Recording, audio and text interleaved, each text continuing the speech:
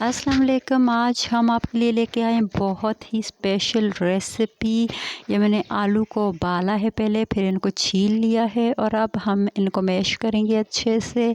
बिल्कुल अच्छे से इनको मैश करना भी बहुत ज़्यादा गर्म है, आप देख रहे हैं धुआं उठ रहा है। और आपको ये मैंने इनको मैश किया है और अभी बहुत खुश्क हैं और चिपचिपे से। इनमें थोड़ा सा पानी ऐड करेंगे। पानी ऐड करने के बाद ये अच्छे से मैश हो जाएंगे और चिपचिपे भी नहीं होंगे। और बिल्कुल अच्छे से इनको मैश करना है। आपने ग्राइंडर की मदद से भी मैश कर सकते हैं, लेकिन मैंने हाथ से मैश कर रही हूँ। और बहुत अच्छे से इनको मैश करना है ताकि ये आपकी रेसिपी में बिल्कुल भी नज़र नहीं आने चाहिए। और रेसिपी कौन सी है ये आपको हम आगे चल के बताएंगे। फ़िलहाल आप ये रेसिपी एंड तक देखिए।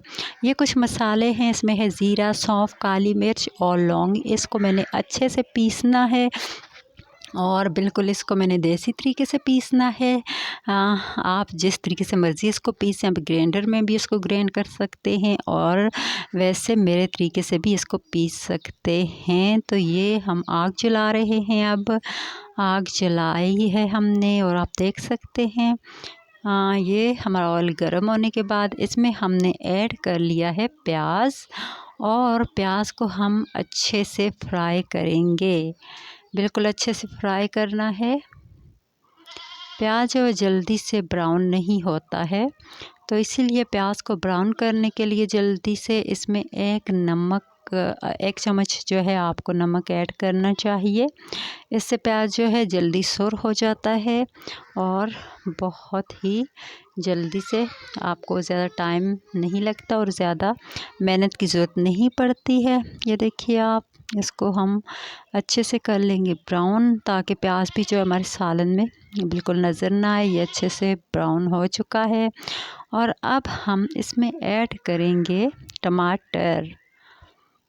जी, तो ये टमाटर 2 पीस हमने काट लिए हैं और 2 अदद, और इसको हमने काट लिया और अब इसको इसमें ऐड कर लिया। इसको इसमें अच्छे से मिक्स करेंगे। अच्छे से मिक्स करने के बाद टमाटर को गलाने के लिए इसमें हम थोड़ा सा पानी ऐड करेंगे। अभी टमाटर जो है वो बिल्कुल अच्छे से नहीं गले हैं, पहले इनको अच्छे से मिक्स करना है।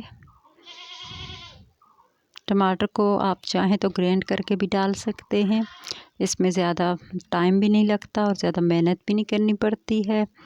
और ये देखिए, मैं ग्राइंड इसलिए नहीं कर रही हूँ क्योंकि मैं तो देसी तरीके से खाना बना रही हूँ, तो इसमें जो है वो तमाम चीज़ें जो देसी तरीके से ही जो काम है वो सारे अंजाम दिए जाएं, तो उससे ही उसमें अच्छा जायका होता है। और ये अब इसे हम थोड़ी देर के लिए कवर करेंगे।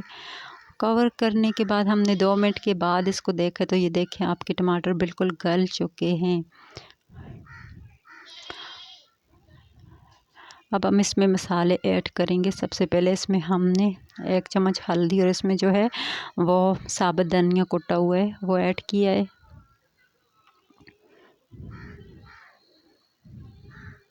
और ये जो मसाले मैंने मिक्स कर लिए थे इसमें, वो मैंने कूट लिए थे, वो इसमें मैंने ऐड कर लिए हैं।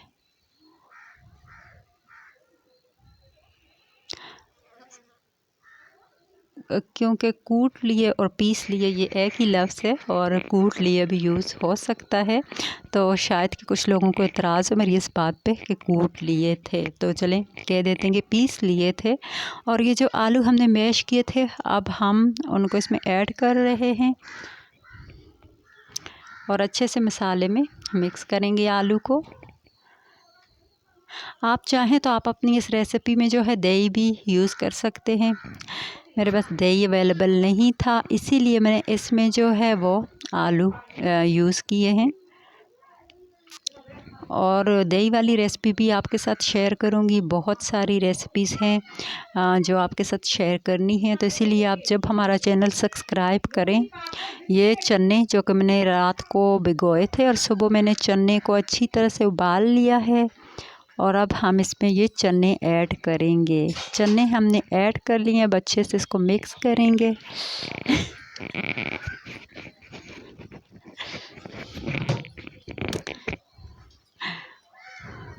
ये अच्छे से मिक्स करेंगे और इसमें हम थोड़ा पानी डालेंगे और फिर इसको हम 15 से 20 मिनट तक के लिए छोड़ देंगे। ये देखिए 15 से 20 मिनट के बाद चने बिल्कुल रेडी हो चुके हैं। ये आप देख सकते हैं, मज़ेदार, खुशबूदार, जायकेदार चने हमारे तैयार हैं।